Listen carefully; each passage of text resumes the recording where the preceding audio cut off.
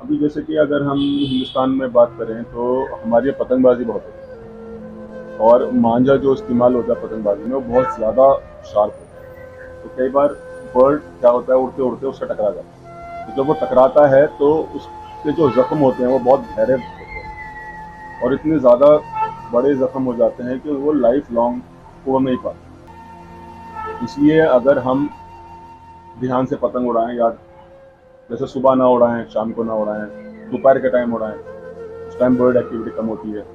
और अगर मैं तो ये रिक्वेस्ट करूंगा कि कोई पतंग भी पतंग ना उड़ाए। क्योंकि अगर आप शादी सर्दी भी यूज़ करते हैं ना जिसको कोई धार नहीं होती, वो तक का हमने जख्मों के अंदर से हमें निकाली है, हमने हड्डियों के अंदर से निकाली है हड्डी सीधी। तक घुस जाती है। मतलब कम काटती है लेकिन काटती जरूर। कटते ही उस बेचारे पक्षी की लाइफ नहीं है, तो खत्म।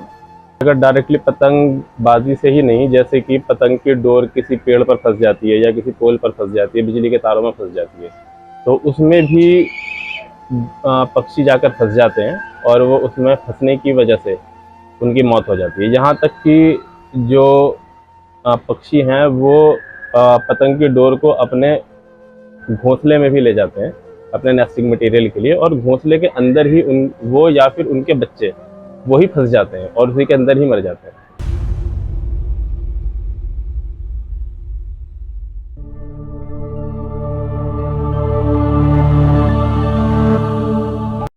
परिवर्तन के आज के एपिसोड में हम आपको दिखाएंगे कहानी नदीम और सौद नाम के दो भाइयों की, जिन्होंने अपनी मेहनत और डेडिकेशन से दिल्ली के वज़ीराबाद में एक ऐसा बर्ड हॉस्पिटल बनाया जो बाकी बर्ड हॉस्पिटल से काफ़ी अलग है।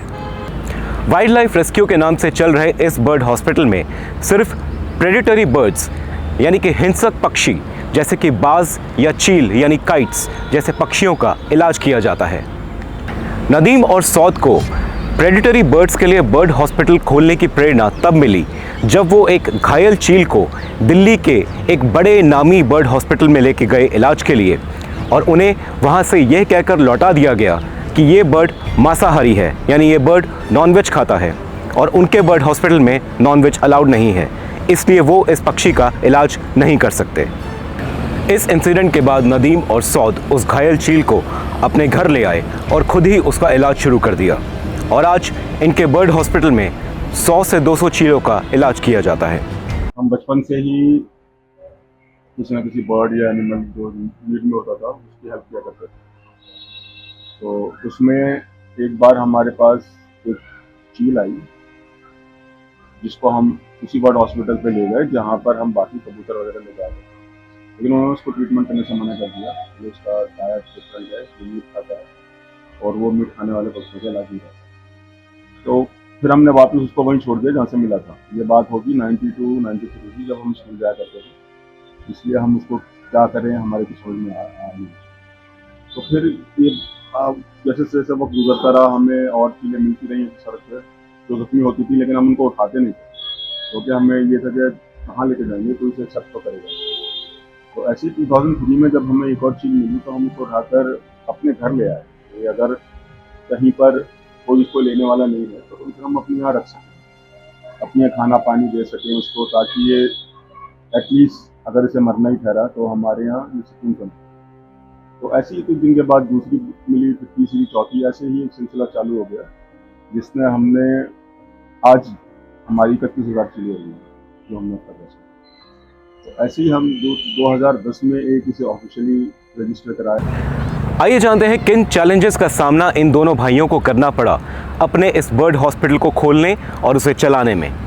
इनको रखना कैसे, क्या चीज़ इनके लिए ठीक रहेगी, क्या चीज़ ठीक नहीं रहेगी, इनको दिन में कितनी बार खाना खाते हैं, कितना खाना खाते हैं, इनको जो मेडिसिन देनी है वो किस टाइप की देनी है, किस तरीके से बैंडेज करना है, हमें समझ लीजिए start from the very scratch, हमें बिल्कुल ज़ीरो से स्टार्ट करना पड़ा। अपने घर में प्रेडेटरी बर्ड्स के लिए बर्ड हॉस्पिटल खोलने के बाद नदीम और सौद को अपनी फैमिली और अपने नेबर्स का काफ़ी सपोर्ट मिला। फैमिली में तो काफ़ी अच्छा सपोर्ट रहा, खासकर मदर का। उन्होंने कोई ऑब्जेक्शन नहीं किया, बल्कि शाबाशी दी कि हम किसी की जान बचाएं।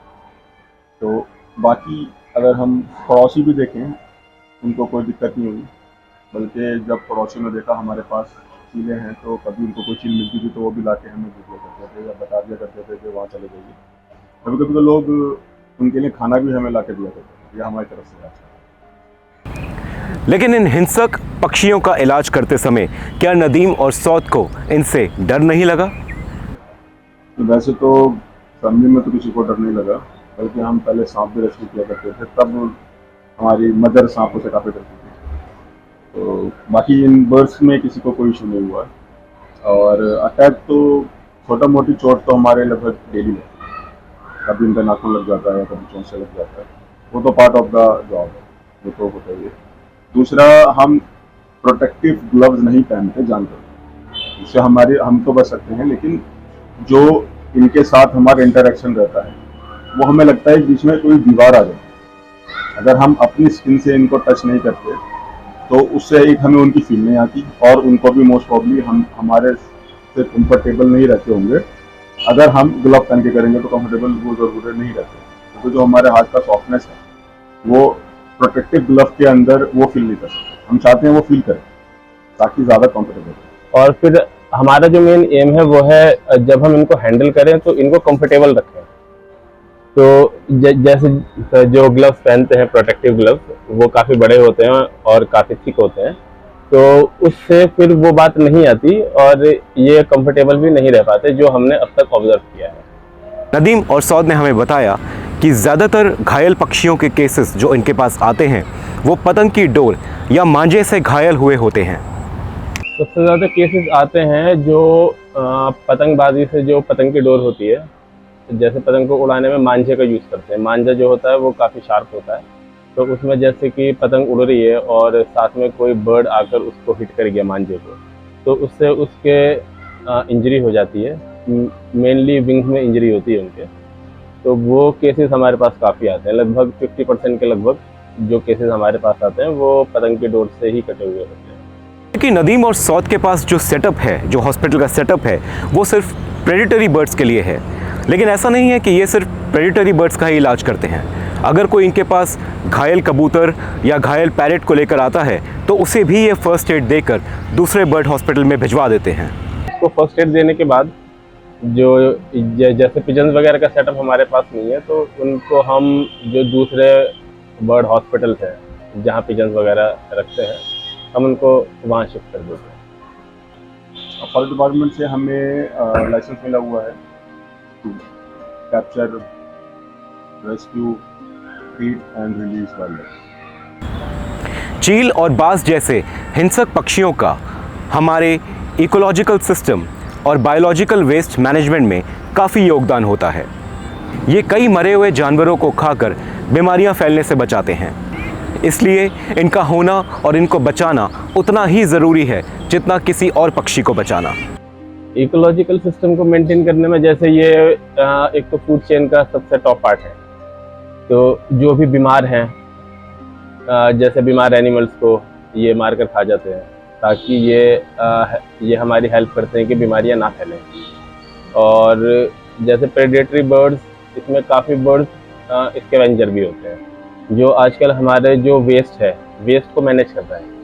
जैसे वेस्ट में हम जो भी कूड़ा फेंक रहे हैं, जो भी ये खा सकते हैं उसको खाते हैं, जिससे अगर ये ना खाए तो वो अल्टीमेटली सड़ेगा और वो बीमारियां फैलाएगा। तो ये बीमारियां फैलने से रुक रहे हैं। शुरू से तो हम किसी भी बर्ड जो मिलता था उसको हॉस्पिटल ले जाया करते थे। जब प्रेडेटरी बर्ड को लेने से मना कर दिया तब हमने सोचा कि इनके लिए कोई करने वाला नहीं है, क्यों ना इनके लिए कुछ किया जाए। तो हमने अपने घर पे ये सब स्टार्ट किया था, और हमारे पास लिमिटेड स्पेस, लिमिटेड फंड्स थे, इस वजह से हम सिर्फ कुछ ही बर्ड्स को देख पाते थे। इसलिए हमने फोकस किया अपना बर्ड्स ऑफ प्रे पर, क्योंकि उनके लिए कोई करने वाला नहीं। इसलिए बाकी जो बर्ड्स हैं उनके लिए तो ऑलरेडी अस्पताल हैं जो उनकी हेल्प कर रहे हैं, लेकिन इनकी कोई हेल्प नहीं कर रहा, इसलिए हमने इन पर फोकस किया। नदीम और सौद की इस सराहनीय कोशिश और इनके वाइल्ड लाइफ रेस्क्यू सेंटर के ऊपर एक बड़े OTT प्लेटफॉर्म ने एक डॉक्यूमेंट्री फिल्म भी बनाई, और वो फिल्म ऑस्कर अवार्ड के लिए भी नॉमिनेट की गई। फिल्म हमारी काफ़ी लोगों को पसंद आई, काफ़ी लोगों ने बहुत पॉजिटिव वे में लिया, इतना प्यार दिया कि हमें ऑस्कर तक पहुंचा दिया। हमारा नॉमिनेशन था ऑस्कर डॉक्यूमेंट्री सेक्शन में 2023 में, और अब तक हमने 27 इंटरनेशनल अवार्ड्स जीत चुके हैं, जिसमें मेजर नाम है। और उसको बनाने में लगभग 3 साल लगे थे प्रोड्यूसर और डायरेक्टर को, और 6 महीने एडिट करने में लगे थे। और फाइनली जनवरी 2022 में ये रिलीज हुआ था सनडांस फिल्म फेस्टिवल, जिसका हमने टॉप अवार्ड जीता था। उसके बाद हम सेलेक्ट हुए थे कांस फिल्म फेस्टिवल में। तो हिस्ट्री में ये दूसरी फिल्म है जो नॉन प्रीमियर कांस में सेलेक्ट हुई, और हमने कांस में भी इसका टॉप अवार्ड जीता। हिस्ट्री की पहली फिल्म बन गई जिसने सनडांस और कांस दोनों जीते हैं सिंगल। और लोगों को हमारे काम के बारे में काफ़ी पता चला। लोग अब HBO या जियो सिनेमा पे देखते हैं फिल्म को, हमें गूगल करते हैं, वेबसाइट तक पहुंचते हैं, फिर हमें कांटेक्ट करते हैं, जिसमें कुछ लोग हमें डोनेशन भी करते हैं और कुछ लोग बहुत बेहतरीन लफ्ज़ों के साथ हमारा शुक्रिया करते हैं और हमारा हौसला बढ़ाते हैं। हमारा हॉस्पिटल वज़ीराबाद गांव नाम की जगह है नॉर्थ दिल्ली में, जो कश्मीरी गेट बस स्टैंड से कोई 4-5 किलोमीटर है।